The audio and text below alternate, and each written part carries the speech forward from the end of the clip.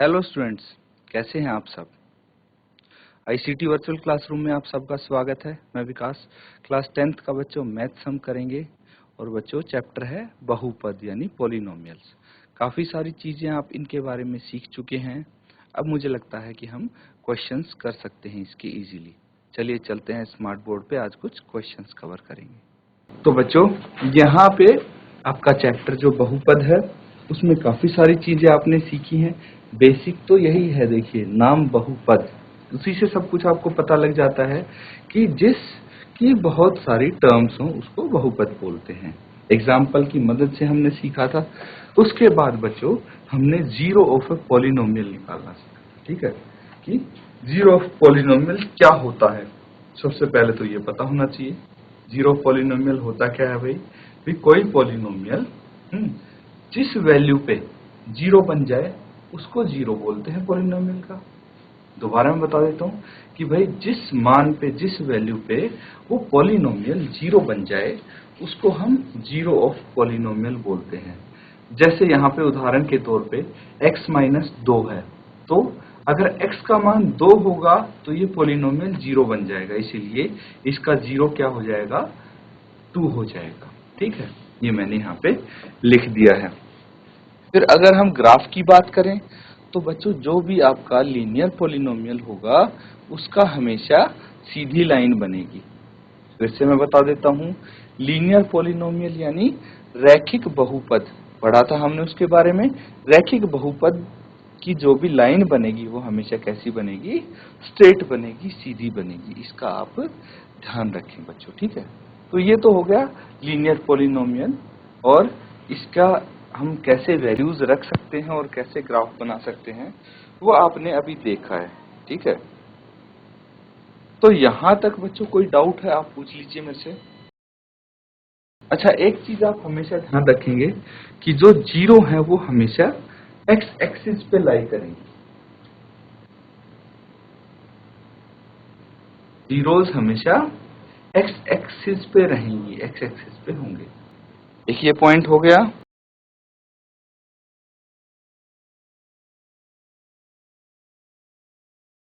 तो एक पॉइंट और है, एक चीज जो आपको याद रखनी है कि जो लीनियर पॉलिनोमियल है, रैखिक बहुपद है, उसका जीरो, कितने जीरो आ सकते हैं उसका एक ही जीरो आएगा या हो सकता है एक भी ना आए जीरो। क्या बोला मैंने, जो रैखिक बहुपद है उसका या तो एक या फिर एक से कम जीरो आएगा, ठीक है। ये चीज आपको यहाँ पे ध्यान रखनी है। अब एक चीज यहाँ पे करते हैं हम, अब है maximum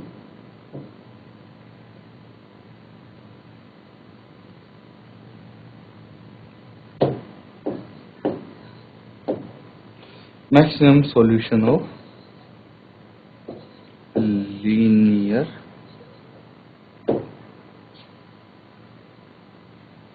number are equal to its degree।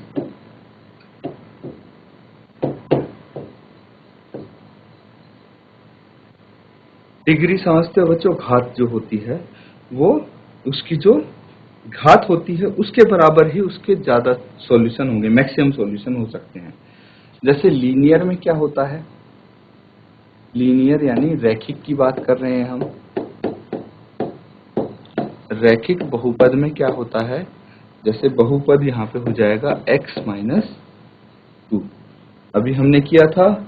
तो इसके जो ज्यादा से ज्यादा सॉल्यूशन होंगे वो कितने हो जाएंगे, इसकी घात देखेंगे हम, तो x के ऊपर कुछ नहीं है, मतलब इसकी घात 1 होगी, तो इसका ज्यादा से ज्यादा एक सॉल्यूशन हो सकते हैं या उससे कम हो सकते हैं। अब इसके बाद क्या आता है, क्वाड्रेटिक आती है। क्वाड्रेटिक आती है यानी द्विघात। तो द्विघात में मान लीजिए कि आपके पास है x का वर्ग माइनस 2, तो यहाँ पे x की घात कितनी है, 2 है, इसीलिए इसके ज्यादा से ज्यादा सॉल्यूशन कितने हो सकते हैं, 2 हो सकते हैं, उससे ज्यादा नहीं होंगे कभी। इसी तरह अगर क्यूबिक की बात करें, क्यूबिक बहुपद की बात करें, तो यहाँ पे मैक्सिमम सॉल्यूशन कितने हैं, इसकी पावर हो जाएगी 3। ठीक है, एक सेम एग्जांपल से मैं समझा रहा हूं। यहाँ पे घात कितनी है, 3 है, तो मैक्सिमम ज्यादा से ज्यादा सॉल्यूशन कितने हो जाएंगे, यहाँ पे 3 हो जाएंगे, उससे ज्यादा नहीं होंगे। ये चीज आप ध्यान रखना।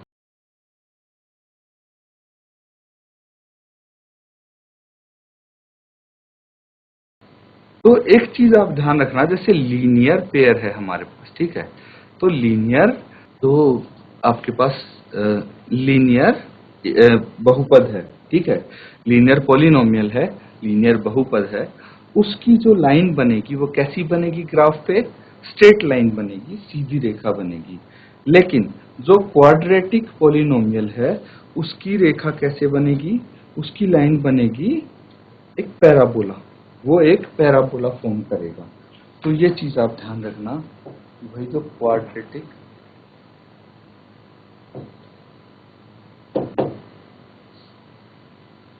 पॉलिनोमियल,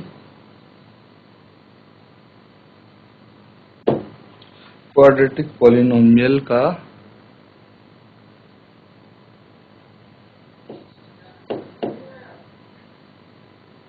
परवलय,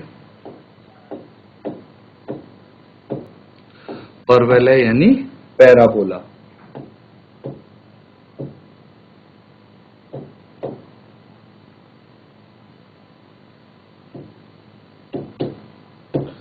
तो पैराबोला आपको पता होगा क्या होगा, नहीं तो मैं अभी बता दूंगा आपको।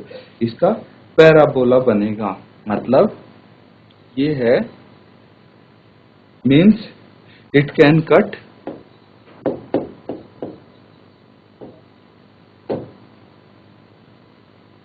x axis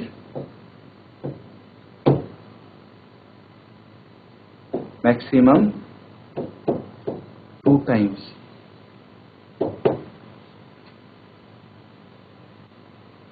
और ये भी हो सकता है कि एक बारी भी ना काटे। ठीक है, ये भी हो सकता है कि एक बार भी ना काटे। अब देखिए, जैसे अगर हम इसकी बात करते हैं तो क्वाड्रेटिक इक्वेशन की बात करते हैं, तो ये जो x एक्सिस को पैराबोला फॉर्म होगा इस तरह से, और ये x एक्सिस को दो बारी काटेगा, एक बारी तो यहाँ पे काटा, एक बारी यहाँ पे काटा। क्यों? क्योंकि x की पावर जो यहाँ पे घात है वो कितनी है, घात है यहाँ पे 2 है, इसलिए मैक्सिमम 2 बारी काटेगा ये। अब इस चीज का आप ध्यान रखें कि ऐसा भी हो सकता है कि एक बारी भी ना काटे ये x एक्सिस को, ठीक है, तो उसमें मतलब आपके एक भी जीरो नहीं आया, एक भी सॉल्यूशन नहीं आया इसका, यही मतलब होगा। तो ये चीज नोट डाउन कर लीजिए, ये भी पॉइंट आपके लिए इंपॉर्टेंट होने वाला है बच्चों। कोई डाउट है आप पूछिए।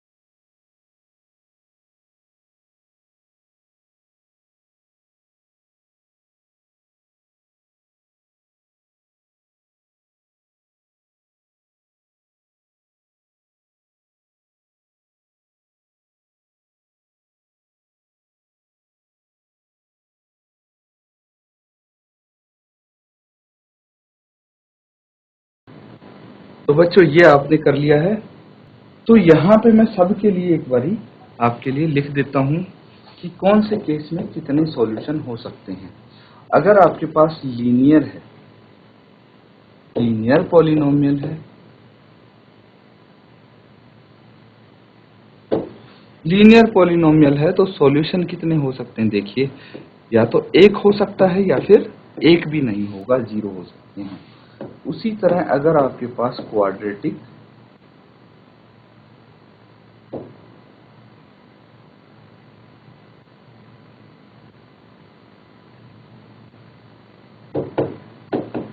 क्वाड्रेटिक पॉलिनोमियल है, तो इस केस में आपके पास ज्यादा से ज्यादा दो सॉल्यूशन हो सकते हैं या फिर एक भी हो सकता है और एक भी नहीं हो सकता है। अगर दो सॉल्यूशन हो मतलब ये एक्स एक्सिस को दो बारी काटेगा। अगर एक भी सॉल्यूशन नहीं है तो एक्स एक्सिस को एक भी बार नहीं काटेगा, और अगर एक सॉल्यूशन है तो एक्स एक्सिस को ये एक बारी काटेगा। ठीक है, इस तरह से हो सकता है बच्चों। अगर इसके बाद अगर क्यूबिक पॉलिनोमियल हो, क्यूबिक पॉलिनोमियल के केस में आप तीन बारी काटेगा मैक्सिमम, क्योंकि इसकी घात 3 होगी ज्यादा से ज्यादा। फिर दो बारी भी काट सकता है, एक बारी भी, और ऐसा भी हो सकता है कि ये एक बारी भी ना काटे इसको। लेकिन ज्यादा से ज्यादा कितनी बार काट सकता है? ज्यादा से ज्यादा ये इसको एक्स एक्सिस को 3 बारी कट कर सकता है। 3 बारी कैसे? ऐसे 1, 2 और 3, 1 पॉइंट, 2 पॉइंट, 3 पॉइंट, ऐसे टच कर सकता है ये ज्यादा से ज्यादा 3 पॉइंट पे। तो इस चीज का ध्यान रखें, नोट डाउन कर लीजिए आप इसको, फिर हम एक्सरसाइज करेंगे। ठीक है,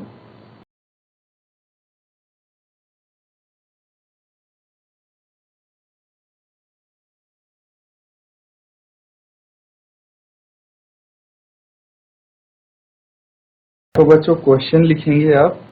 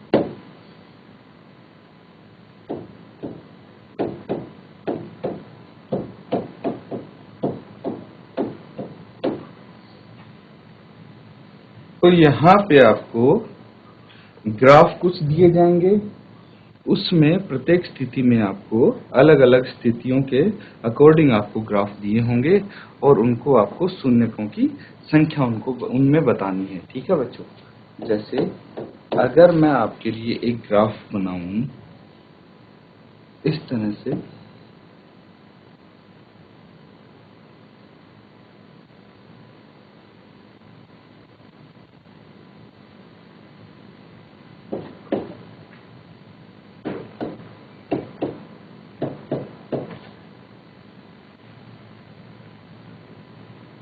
ठीक है, ये कुछ इस तरह से ग्राफ बन जाता है, और यहाँ पे एक स्ट्रेट लाइन है ऐसे।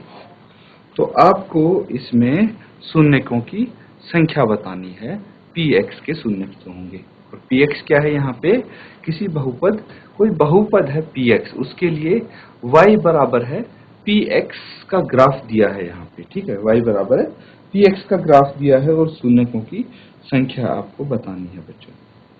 तो बताइए कि कितने शून्यक इसके होंगे?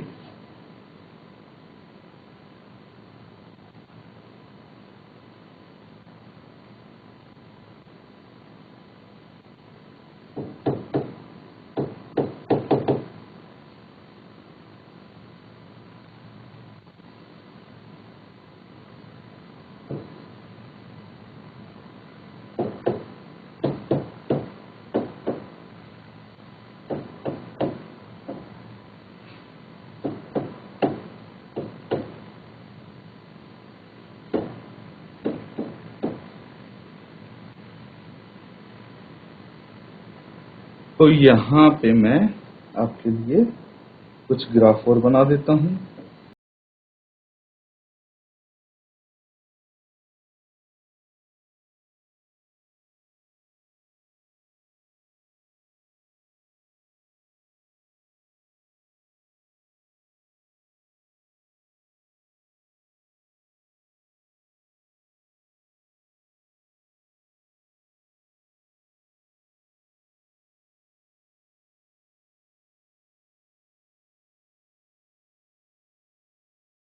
तो बच्चों बहुत ही सिंपल सा क्वेश्चन है ये।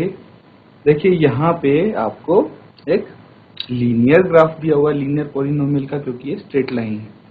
अब आपको सिर्फ ये चेक करना है कि एक्स एक्सिस को ये कितनी बारी काट रहा है। तो ऑब्वियसली लीनियर में ज्यादा से ज्यादा एक बारी काट सकता है एक्स एक्सिस को, और जो एक्स एक्सिस को काटेगा वही क्या हो जाएगा, उसका शून्य हो जाएगा, शून्यक हो जाएगा। लेकिन यहाँ पे हमें एक्स बारी को एक बारी भी ये काटता हुआ नहीं नजर आ रहा है। तो इसके शून्य कितने होंगे, यहाँ पे जो शून्यक होंगे वो 0 होंगे, क्योंकि एक भी बारी नहीं काट रहा, 0 बारी काट रहा है। लेकिन जब इसके शून्यक की बात करेंगे हम, तो यहाँ पे ये एटलीस्ट एक बारी तो काट रहा है। यहाँ पे देखिए एक बारी एक्स एक्सिस को काट रहा है, इसीलिए यहाँ पे शून्यक 1 हो जाएगा। और जब यहाँ पे बात करेंगे तो यहाँ पे कितनी बारी काट रहा है एक्स एक्सिस को, 1, 2 और 3 बारी काट रहा है, इसलिए इसके शून्यक 3 हो जाएंगे। मतलब ये क्या है, क्यूबिक, क्या है ये, क्यूबिक है पॉलिनोमियल, और इससे पहले वाला क्वाड्रेटिक है। ये चीज समझ गए बच्चों आप, क्योंकि पैराबोला क्वाड्रेटिक के केस में आता है।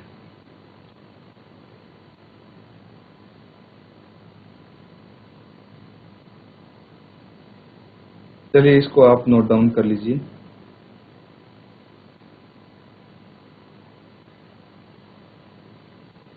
अब देखिए कुछ क्वेश्चंस और मैं आपके लिए यहाँ पे दूंगा।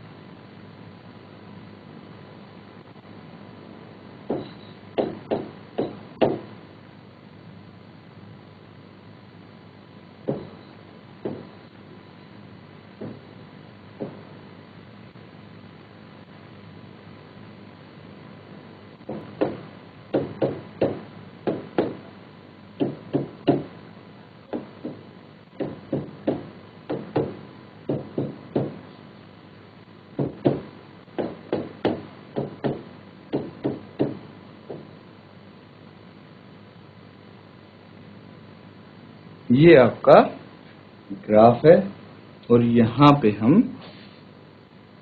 कुछ इस तरह से पैराबोला बना सकते हैं, या फिर कुछ इस तरह से बना सकते हैं।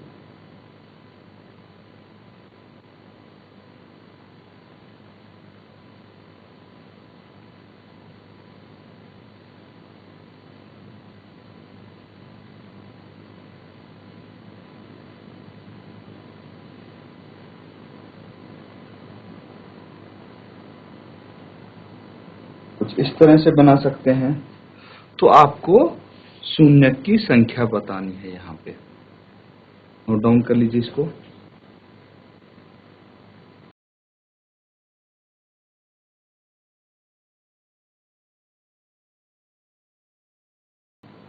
तो बच्चों यहाँ पे देखिए बहुत ही सिंपल सा इसका आंसर हो जाएगा। हम फोर्थ पार्ट में देखेंगे कि एक्स एक्सिस को ये 2 बारी काट रहा है, तो शून्य कितने हो गए, 2 हो गए। यहाँ पे एक्स एक्सिस को ये 4 बारी काट रहा है, देखेंगे तो शून्य इसके 4 हो गए। और यहाँ पे ये एक बारी यहाँ काट रहा है, एक बारी यहाँ और एक बारी यहाँ, तो इसके शून्य 3 हो गए, है ना। ग्राफ देखते आप इजीली पता लगा सकते हैं आप। तो ये इसके आंसर हो गए। घर पे आप इसको करके लाएंगे, इसीलिए मैंने जानबूझ के इसके आंसर लिखे नहीं है, सिर्फ ओरली बताए हैं आपको। एक बारी दोबारा से इनको आप घर पे कर सकते हैं। तो बच्चों यहाँ पे हमने देखा, कुछ क्वेश्चंस देखे यहाँ पे करके। तो ग्राफ बनाया मैंने और उसकी मदद से ही आप सीधा देख के ही बता सकते हो कितने शून्य किसके हो सकते हैं, कितने शून्य होंगे। और आप एक चीज और कर सकते हो कि भाई आपको अगर पॉलिनोमियल दिया है, कोई बहुपद दिया है, तो उसी को देख के आप बता सकते हैं कि ज्यादा से ज्यादा इसके कितने शून्य हो सकते हैं। तो इसी तरह से बच्चों आप ये क्वेश्चन सॉल्व कर पाएंगे और आपको होमवर्क में इनको रिवाइज जरूर करना है। इसी के साथ आज का सेशन खत्म करते हैं। Thank you and have a nice day.